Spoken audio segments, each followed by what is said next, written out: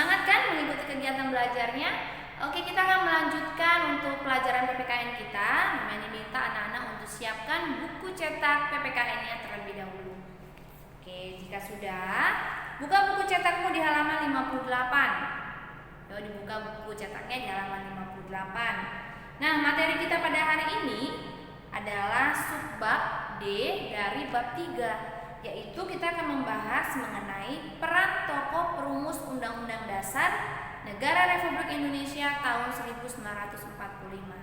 Nah, anak-anak boleh membaca dari buku cetak karena kalian sudah mempelajari bagaimana proses perumusan dan penetapan Undang-Undang Dasar tahun 1945. Banyak tokoh yang berperan di dalamnya ya, sehingga Undang-Undang Dasar ditetapkan pada tanggal 18 Agustus 1945. Nah, sekarang ketika anak-anak sudah selesai membacanya, anak-anak dengarkan kembali penjelasan menyanyi mengenai materi pada hari ini. Bab 3, Perumusan dan Penetapan Undang-Undang Dasar Negara Republik Indonesia tahun 1945. Materi kita pada hari ini adalah subbab C mengenai peran tokoh perumus Undang-Undang Dasar Negara Republik Indonesia tahun 1945. Anggota BPUPKI telah mewakili seluruh wilayah Indonesia, suku bangsa, golongan agama, dan pemikiran yang berkembang di masyarakat saat itu. Berbagai perbedaan di antara anggota BPUPKI dapat diatasi dengan sikap dan perilaku pendiri negara yang mengutamakan kepentingan bangsa dan negara di atas kepentingan pribadi dan golongan. Selanjutnya, ada dua paham utama yang dimiliki pendiri negara dalam sidang BPUPKI, yaitu nasionalisme dan agama. Pendiri negara yang didasarkan pemikiran nasionalisme menginginkan negara Indonesia yang akan dibentuk merupakan negara nasionalis atau negara kebangsaan. Sedangkan golongan agama menginginkan didasarkan pada salah satu agama. Berbagai perbedaan di antara anggota BPUPKI dapat diatasi dengan sikap dan perilaku pendiri agama yang mengutamakan kepentingan bangsa dan negara di atas kepentingan pribadi dan golongan. BPUPKI melaksanakan sidang dengan semangat kebersamaan dan mengutamakan musyawarah dan mufakat. Dalam persidangan PPKI, tokoh pendiri negara memperlihatkan kecerdasan, kecermatan, ketelitian, tanggung jawab, rasa kekeluargaan, toleransi, dan penuh dengan pemufakatan dalam setiap pengambilan keputusan. Nah, ini semua dapat kita teladani ya.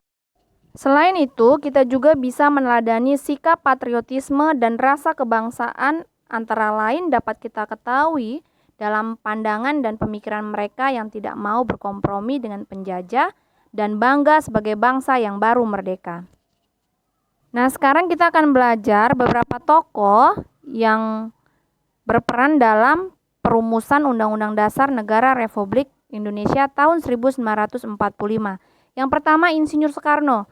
Insinyur Soekarno berperan sebagai ketua penyelidik usul-usul perumusan dasar negara atau Panitia 9 yang berhasil merumuskan Piagam Jakarta.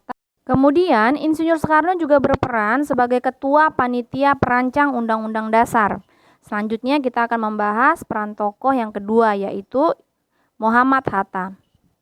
Dr. Andes Muhammad Hatta berperan sebagai anggota BPUPKI, sebagai ketua panitia perancang keuangan dan perekonomian, sebagai anggota penyelidik usul-usul atau perumus dasar negara atau Panitia 9 yang berhasil merumuskan Piagam Jakarta, dan Dr. Andes Muhammad Hatta juga memberikan usulan tentang wilayah negara. Selanjutnya, peran tokoh perumus dasar Undang-Undang Dasar Negara adalah Dr. Rajiman Widyo Diningrat. Dr. Rajiman Widyo Diningrat berperan sebagai Ketua Badan Penyelidik Usaha Persiapan Kemerdekaan Indonesia atau dikenal dengan BPUPKI. Selanjutnya kita akan membahas peranan dari Supomo. Supomo berperan sebagai anggota Badan Penyelidik Usaha Persiapan Kemerdekaan Indonesia. Kemudian setelah BPUPKI dibubarkan dan dibentuk PPKI, Supomo berperan sebagai Ketua Panitia Kecil Perancang Undang-Undang Dasar. Tokoh terakhir yang akan kita bahas adalah peranan dari Ahmad Subarjo. Beliau menyumbangkan pikirannya untuk mengkonsepkan naskah teks proklamasi dan pembukaan Undang-Undang Dasar 1945. Ia merupakan salah satu anggota panitia kecil atau panitia 9 yang berhasil merumuskan Piagam Jakarta dan juga sebagai anggota PPKI. Beliau menyumbangkan pikirannya dalam penyusunan naskah proklamasi kemerdekaan. Nah, itu adalah materi kita pada hari ini ya anak-anak.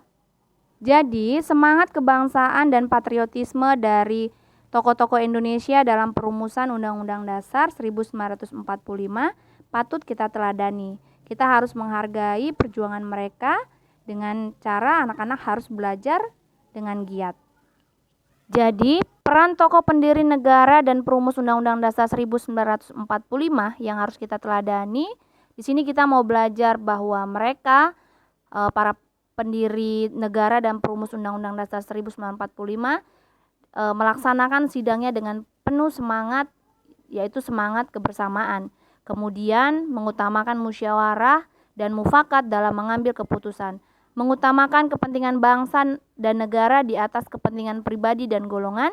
Dan yang terakhir adalah pendiri negara memperlihatkan kecerdasan, kecermatan, ketelitian, tanggung jawab, kekeluargaan, toleransi, dan permufakatan. Baiklah anak-anak, tadi semuanya sudah mendengarkan penjelasan dari Mem Yani kan mengenai materi kita pada hari ini. Oke, tugas anak-anak hanyalah menyimak video pembelajaran PPKN mengenai materi kita pada hari ini. Selain menyimak, kalian juga harus memahami ya mengenai materi kita pada hari ini. Nah, jika sudah, Mem Yani mau tutup kegiatan pembelajaran kita pada hari ini. Mem Yani berpesan kepada anak-anak untuk tetap semangat belajar, tetap jaga kesehatan. Terima kasih, Tuhan Yesus memberkati. See you.